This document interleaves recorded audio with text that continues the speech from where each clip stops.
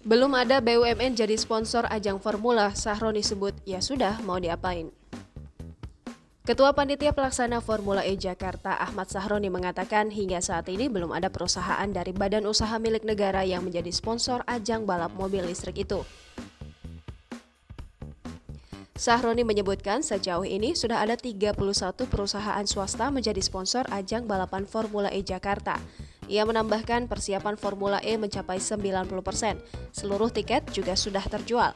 Komite Pelaksana Formula E Jakarta mengeluarkan jadwal rangkaian acara Formula E Jakarta pada Minggu 4 Juni 2022. Jadwal rangkaian acara tersebut sempat dipaparkan Managing Director Formula E Jakarta, Gunung Kartiko saat konferensi pers pada Kamis 19 Mei 2022 lalu. Dalam jadwal tersebut diperlihatkan kualifikasi untuk menentukan urutan start diselenggarakan di hari yang sama dengan acara balapan. Berikut jadwal lengkap acara Formula E Jakarta pada 4 Juni 2022. Pukul 10.00 hingga 10.40 pembukaan dan acara. Setelah acara inti, acara hiburan masih dilanjutkan dengan konser musik hingga pukul 22.00 waktu Indonesia Barat.